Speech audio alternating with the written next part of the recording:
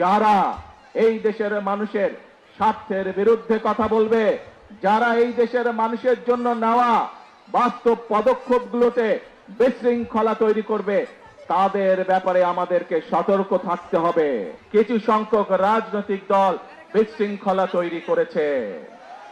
প্রিয় ভাই বোনেরা, এই যেই পরিকল্পনার কথা আপনাদের সামনে তুলে ধরলাম, এই মাছের অবমুক্তকরণ, এই ফ্যামিলি কার্ড, কৃষক কার্ড, বাচ্চাদেরকে মানুষ রূপে গড়ে তোলা, সুন্দর আদর্শ নাগরিক হিসাবে গড়ে তোলা, এই যে কাজগুলো, ইমাম মুয়াজ্জেম সাহেবদেরকে অর্থনৈতিকভাবে সহযোগিতা করা, আপনারা কি মনে করেন এইগুলোর যদি বাস্তবায়ন করা যায় তাহলে দেশের মানুষের ভাগ্যের পরিবর্তন হবে?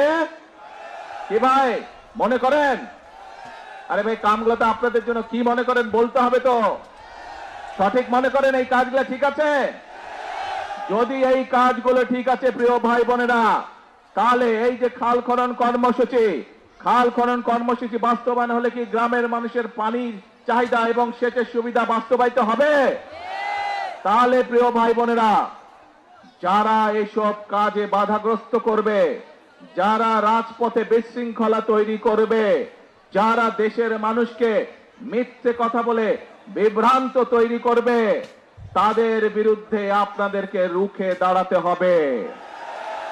আমরা জানি, আমরা দেখেছি, আমরা দেখছি এখনো যে স্বৈরাচার এই দেশ থেকে পালিয়ে গিয়েছে, যারা বাংলাদেশের মানুষের কথা বলার অধিকারকে গলা টিপে মারতে চেয়েছিল, যারা বাংলাদেশের রাজনৈতিক অধিকার, মানুষের রাজনৈতিক অধিকারকে কেড়ে নিতে চেয়েছিল, যারা বাংলাদেশের মানুষের ভাগ্যের পরিবর্তনকে স্টপ করে দিতে চেয়েছিল, তাদের বিরুদ্ধে এই বাংলাদেশের মানুষ রুখে দাঁড়িয়েছিল এবং তাদেরকে এই দেশ থেকে তারা বিতাড়িত করে দিয়েছে।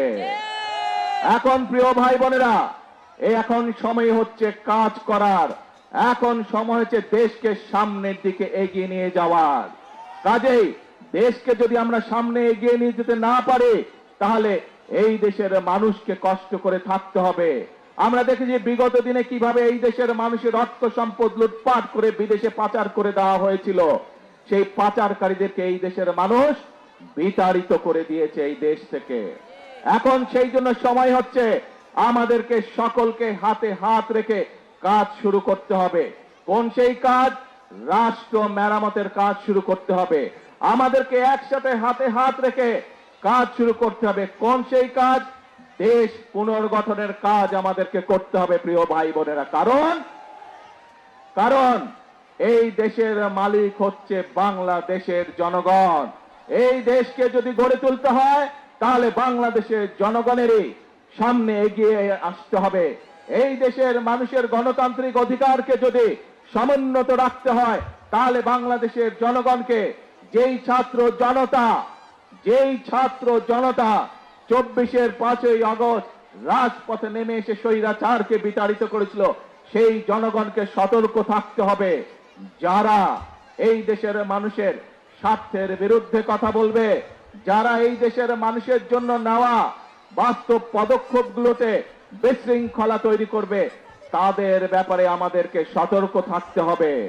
প্রবাসীর সিটিতে চলছে বহুল আলোচিত ফ্রি ফ্ল্যাট অফার, অর্থাৎ আপনি যে টাকা দিয়ে এখন ফ্ল্যাট কিনবেন 5 বছর পর সেই সম্পূর্ণ টাকা ফেরত পাবেন, আর সেই সাথে পাচ্ছেন একটি ফ্ল্যাট একদম ফ্রি। অফারটি সীমিত সময়ের জন্য, তাই দ্রুত যোগাযোগ করুন স্ক্রিনে দেওয়া নাম্বারে।